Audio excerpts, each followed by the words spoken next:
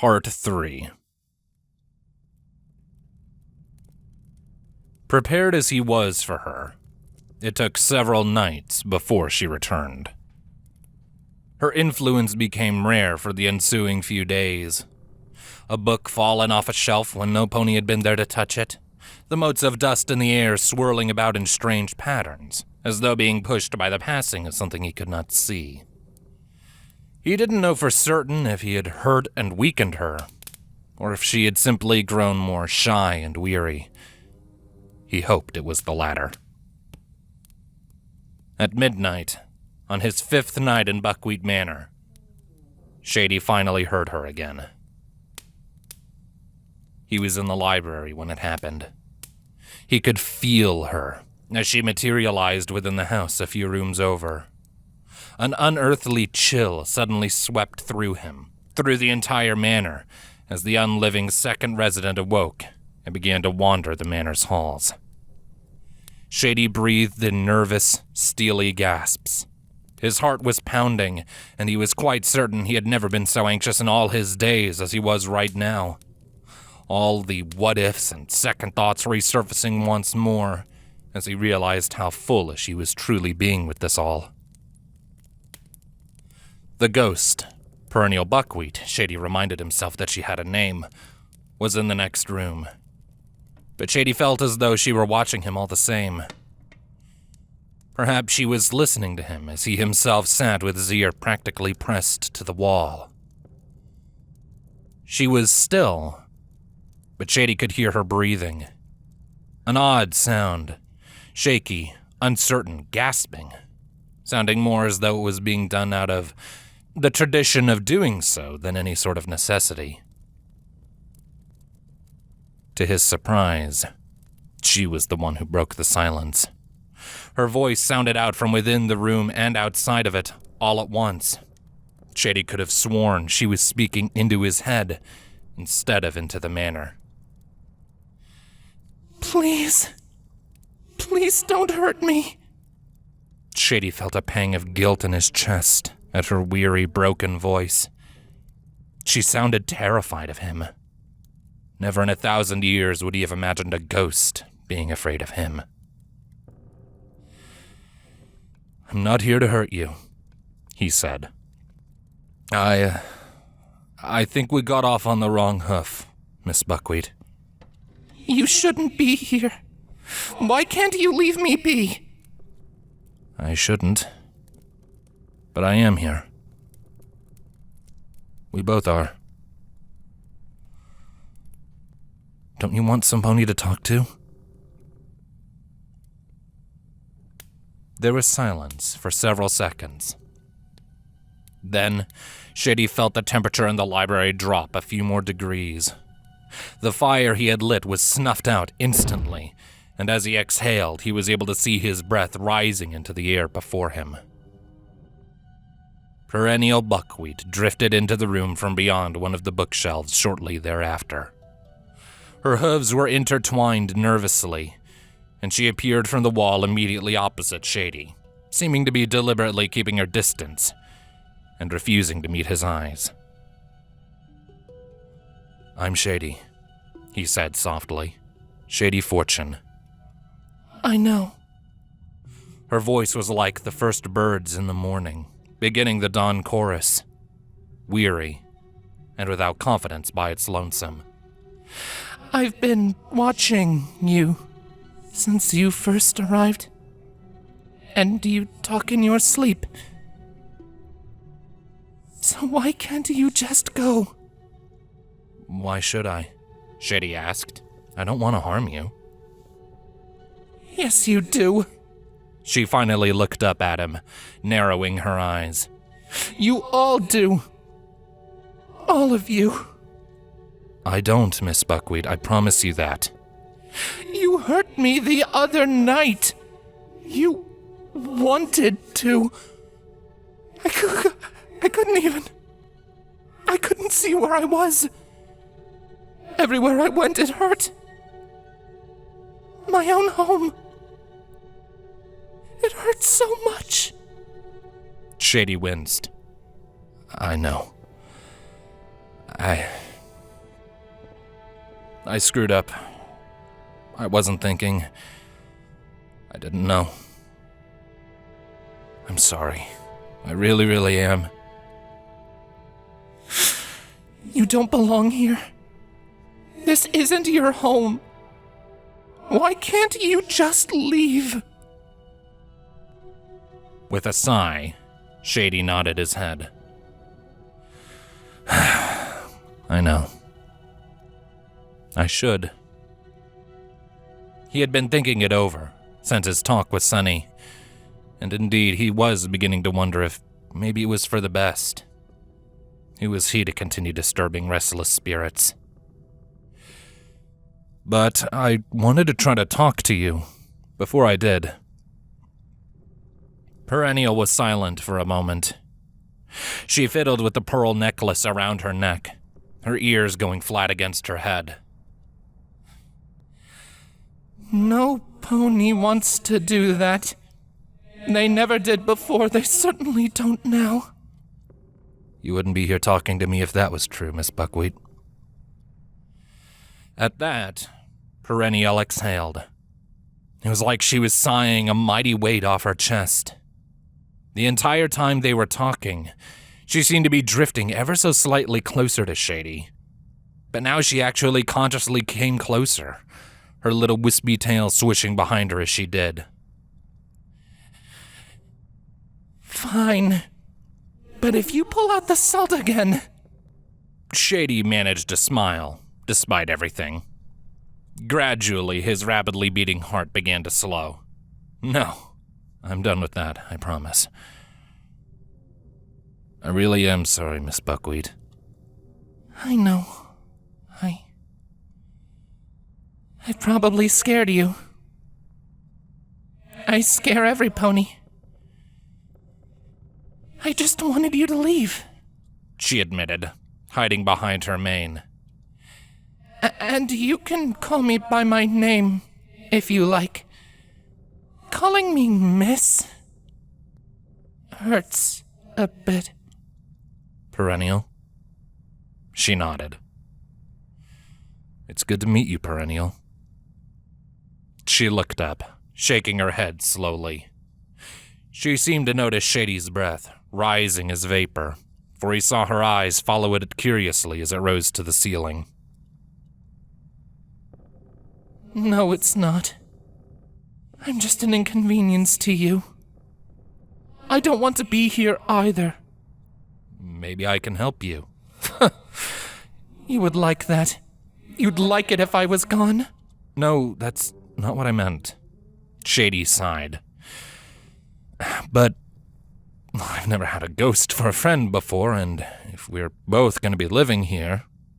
She let out a harsh, cynical laugh. That's not funny. Shady blinked, and then ran his sentence over in his head, and face-huffed. Right. I'm sorry. I'm joking. Gallows humor. It's the only kind I've got left. Shady managed to smile. How long have you been here? My whole life. My whole unlife. 100 years. I don't know. It feels like the same night over and over. Sometimes I'm back alive and I'm living it all over again. Shady thought of the stairs leading to the cellar. He thought of the blood dripping onto the floor of the cellar and from her skull. He thought of that haunted look in her eyes when he had nearly exorcised her with the salt. I thought you were... him, she continued softly. When you showed up, I was back again. I panicked. I was scared. Your husband? Shady guessed, biting his lip. Perennial gave a single nod, her eyes squeezing shut. They had begun to water, and the gash on her skull was deepening with black, colorless blood. Shakily, he brought a hoof to her own. It passed cleanly through, but somehow, she seemed to feel it all the same. It felt like he was shoving his hoof into an ice fishing hole in the dead of winter, but he didn't pull away. What did they tell you? She croaked out. About me? How I died? What? He didn't answer immediately. It was a little difficult to, with how weary and broken Perennial sounded. He was half expecting the ghostly part of her to suddenly spike back to life. She might have seemed calm now, but he wondered just how she might act under distress. Heaving a sigh, he proceeded anyways. You drowned yourself, they say. She bristled, her eyes opening as she looked to Shady with an expression of fury. Drowned? I'm sorry. You didn't do it? She replied. That murderous, treacherous swine? He did. He took everything from me. He made it so that no pony would question it if I really did. She trailed off, heaving into a few ugly sobs, turning away from Shady and pulling her hooves away from his. It's not fair. She choked out, sinking her head into her hooves. It's not fair at all. I just want them back. I know, Shady said. It felt empty coming from him. But he said it anyways. It seemed Perennial agreed, because she drew her head up to glare at him. Do you? Really? You're still here? How in Tartarus do you know? Doesn't mean the ponies I love are still here, he replied. My mom, Pa. When I was just young enough that I still remember them. My granny raised me, and just this summer she too. It's not the same, I know, but that doesn't mean it doesn't hurt either. She looked at him for several seconds, her eyes locking with his as she seemed to be trying to read his expression, searching for dishonesty that, after several moments, she realized was not there.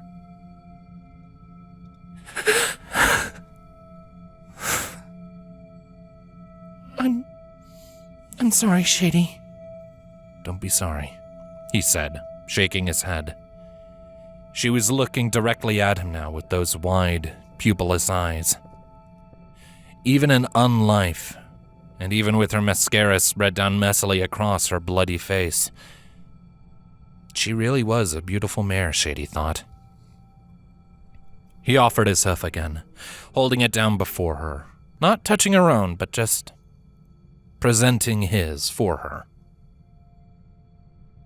With a quiet, soundless sob, she took it in her own.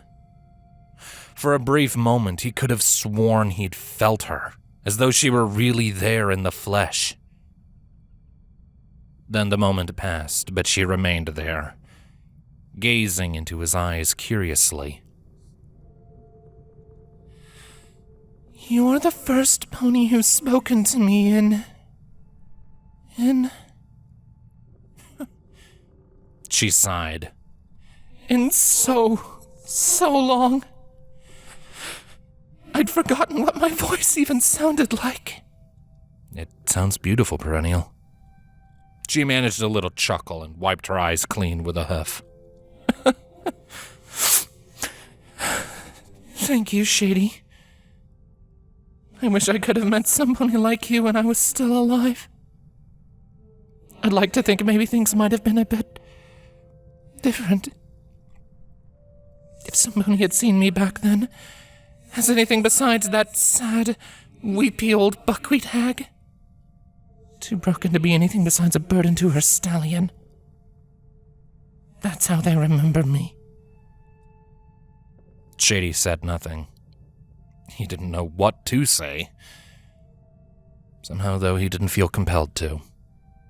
Perennial didn't let go of his hoof, and though it was frigid, and he had to fight his body from shivering all about, there was some comfort in knowing that he was a comfort to her.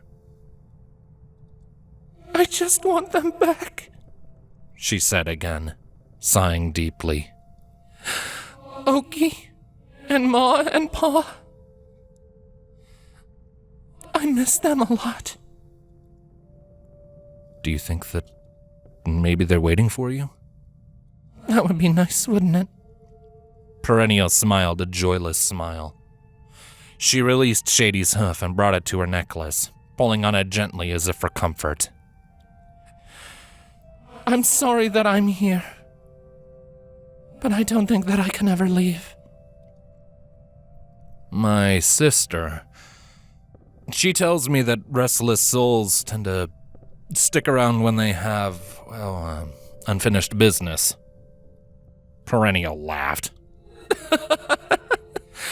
you think I have unfinished business? Really? He shook his head. Maybe not.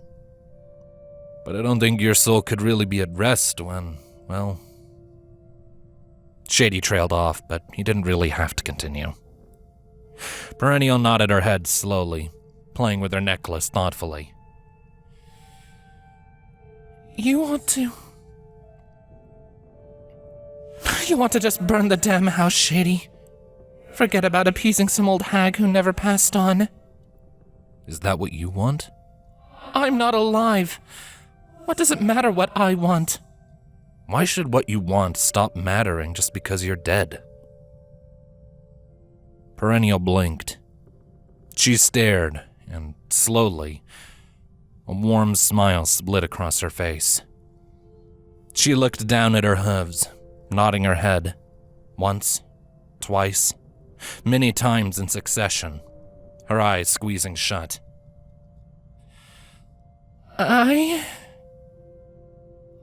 just want some pony to know what happened. I don't want to be the only one carrying the truth anymore. Then show me. You did already, didn't you? Earlier, when I was asleep outside. I was just trying to scare you. I thought you were just like him. I wanted to make you feel bad, make you hurt. Petty, stupid revenge. It's what I needed to see. I wasn't seeing you like I should have.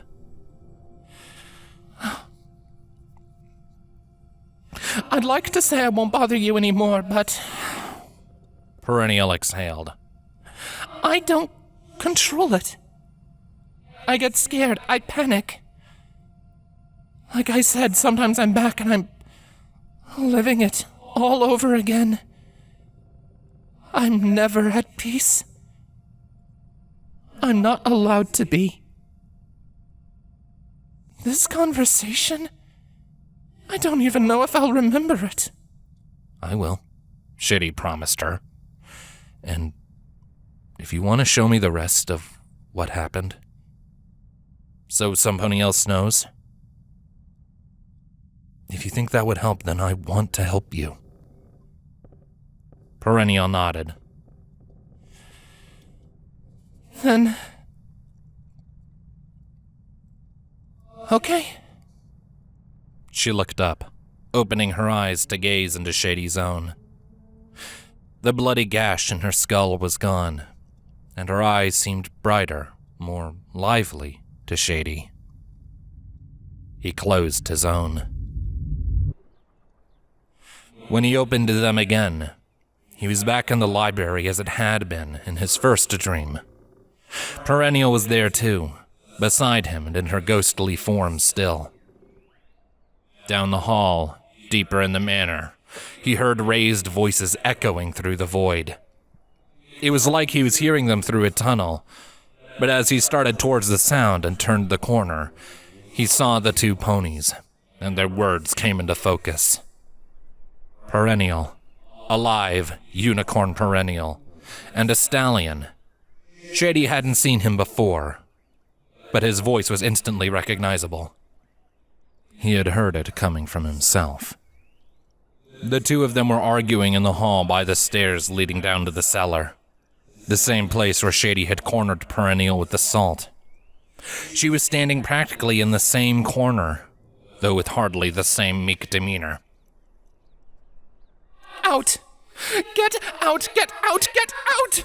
Perennial was crying. Leave our home!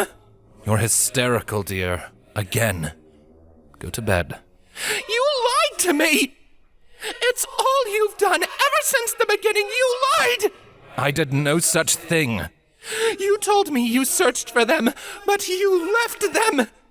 You left them to die! Her husband scoffed. Shady watched as he tried to turn and walk away, but Perennial stopped him with a flare of her horn, wrapping of her telekinesis around his tail. You ran, you coward! You never gave a damn about them! Just their bloody fortune! It's all you ever talk about! His mood gradually turned from frustration to fury. Subtle, but Shady could see the way the stallion's lips curled from a tired frown to a near snarl. He turned back around. Beside him, the ghostly Perennial was staring at the floor, weeping softly. You keep telling yourself that, Perennial, her husband growled out. It won't change anything. It won't make any pony believe you. Get out! She snarled. Now! I know that you want to anyways. Just go. You wretched, thieving, treacherous coward, you... The rest of her retort was silenced as her husband struck her with a hoof. She stumbled back, losing her balance and tumbling to the hallway floor. She lay there for several moments, her eyes wide in disbelief and horror.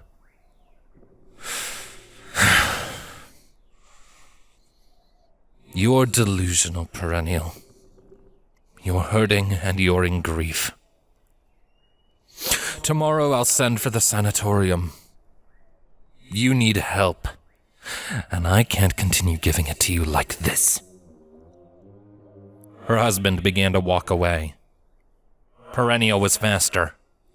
She rose to her hooves and started to charge towards him. He turned and struck her again.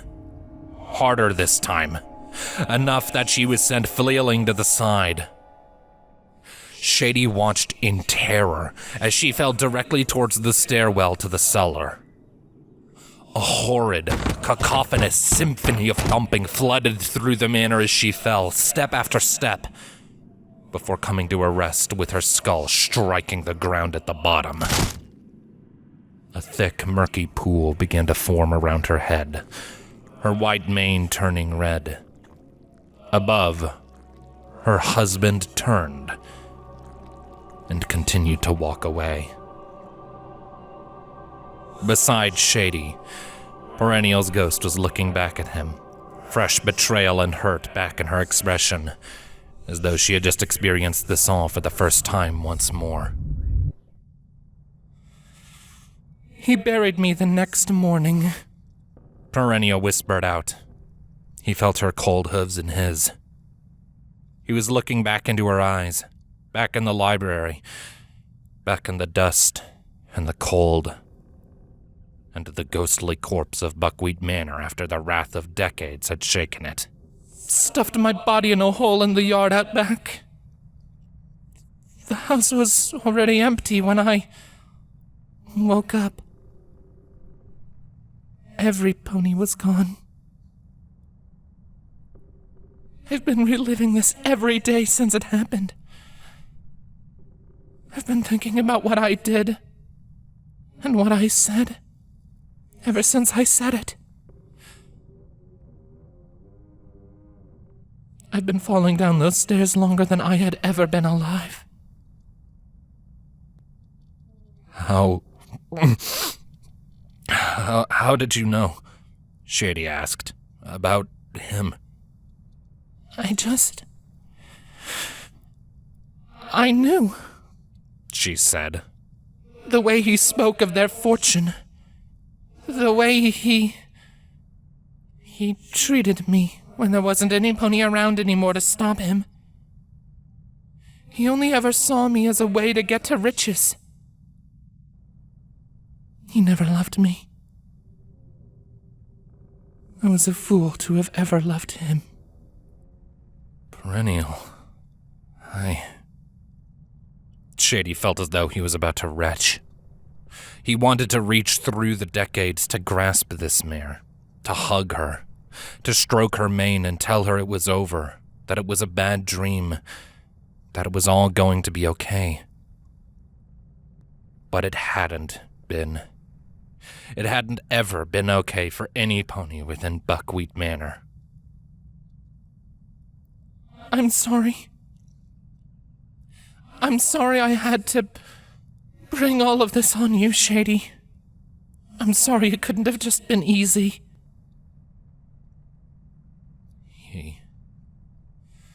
He might be out there somewhere. He might still be alive. I can... Why? She tilted her head. What would that change? Well, I have to do something to... Shady, you've done more for me than anyone has ever done for me my whole life. Just by listening to me. Perennial returned. You've no business chasing repentance for something that didn't happen to you. For a while, he simply looked at his hooves, his mind aflame with fury and sorrow and a burning hatred for some pony he would never meet.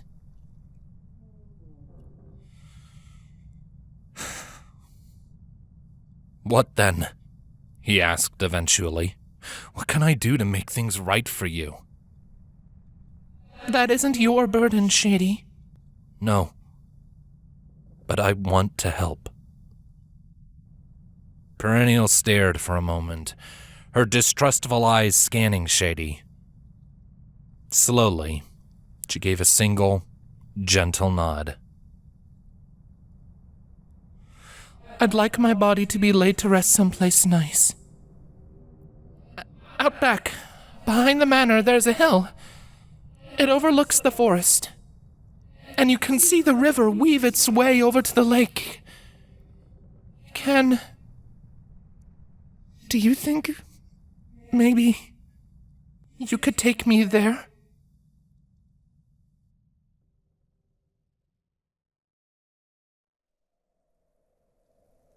Shady promised her he would.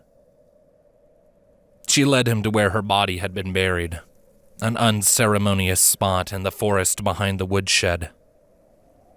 When he had begun to dig, with an old shovel from the nearby shed, she had vanished. He could hardly blame her. The last thing he would have been willing to endure was the recovery of his own corpse. He tried not to think about the fact that the shovel he was using was likely the same one that had dumped her in this hole in the first place. He tried not to think about what he was about to find. He worked long into the night, grunting and panting and exhausted, but working diligently all the same, driving the rusted shovel down again and again. The cool autumn night had made the dirt hard and compacted, but he did not slow. Eventually, his shovel struck something that was not dirt. Shady stopped. Grimacing, he knelt down before the hole, reaching hoof in delicately to remove the old pearl necklace that Perennial Buckwheat had been wearing when she had been murdered. It was connected to an equine skull with the last traces of her mane still clinging to it. She had been curled into a fetal position when she'd been tossed into the shallow grave. Her forehooves were intertwined still, as though even in death she had had the same sheepish, nervous demeanor that she had had in unlife. He extracted her skeleton delicately, laying it down upon the grass on the lawn of Buckwheat Manor. He looked back at the old house, the witness to the gruesome scene Shady was committing. Perennial was still nowhere to be seen. In a spiritual sense, he supposed. He laid her down on one of the thick blankets he had brought in his cart, then lifted her gently into it, and began to make his way towards the harness. Perennial materialized as he did. She refused to look behind into the cart, nor the hole in the ground that Shady had just dug. Instead, she seemed fixated upon Shady himself. He could feel her, as though she were helping him to pull the cart herself. They made their way through the trees as the night continued to pass, and the first few birds began to chirrup out the promise of a coming dawn. Neither of them spoke. Neither could think of what to say. The only sound was the rattling of the cart as Shady weaved through the trees. They traveled for several miles until Shady could see where the forest floor began to arch upwards and the trees seemed to thin. Turning, he pulled his cart up the hill, grunting a little as he struggled with the heavy weight.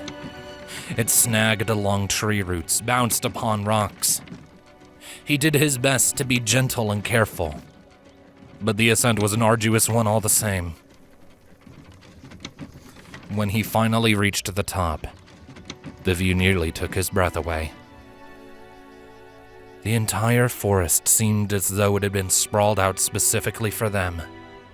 All the colors of fall on vivid display, even in the pre-dawn half-light. The hill fell away to rock before them, 100 feet down. Beyond, the moon shimmered in the reflection of a lonely, untouched crystalline lake, which was greeted by a lengthy river that weaved like a viper through the forest back towards sundown. The town itself was a pinprick of faint burning light on a distant horizon. Behind him, he could see the clearing where Buckwheat Manor lay, but not the house itself. There was a single, lonely tree atop the hill. An ancient oak, perhaps older than Buckwheat Manor, or even Sundown. And beside the oak, looking down upon it all, a sight more beautiful than the entire horizon. Her long, wispy form glowing in the half-light. Her eyes wide with awe, her mouth creased into a gentle, peaceful smile. "It's beautiful," Shady whispered out. "It is, isn't it?" Perennial sat beside the oak and waved for Shady to follow. He did, settling down beside her, his hind legs dangling half over the drop-off above open air. She rested her head upon his shoulder. In that moment, he could feel her, as though she was there, as though she were alive. "I used to come here when I was a filly," she breathed, scanning the horizon. "Used to watch the geese when they flew home in the spring, touching down in that lake for the first time in some of their lives. I remember the way the trees used to dance in those angry winds in fall, or when the entire forest seemed to sparkle and shimmer in the winter moonlight. I remember all those lazy afternoons spent up here, sleeping beneath the summer sun." Shady gave a gentle nod, remaining silent. Perennial exhaled, a decades-old sadness rolling off her shoulders. Do you think there's any of this on the other side?" She was peering over at him, desperate for some hope that she could believe. "I guarantee it, Perennial. If nothing else, I can guarantee that." She smiled. Shady felt her hoof grip his tightly. The coldness that had surrounded her for so long was gone.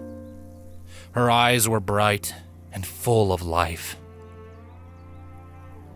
Then she closed them and lay back, her head resting against the trunk of the old oak. It's a nice place to nap, still. After all these years. Some things don't ever change. He nodded. He lay back with her and closed his own eyes to the first traces of light starting to poke over the distant spruce on the far horizon. They lay in silence. And in that one moment, bathed in the warm light of a coming dawn, Perennial Buckwheat must have found that one thing that she had been wandering the halls of Buckwheat Manor for decades searching for.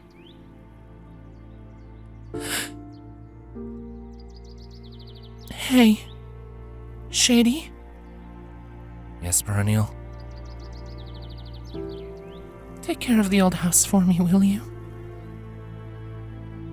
He smiled warmly. Promise. Something passed. The warmth beside him seemed to glow brighter for but a moment. Then it vanished.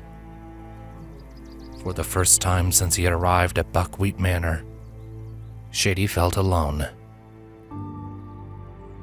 When he opened his eyes again, she was gone.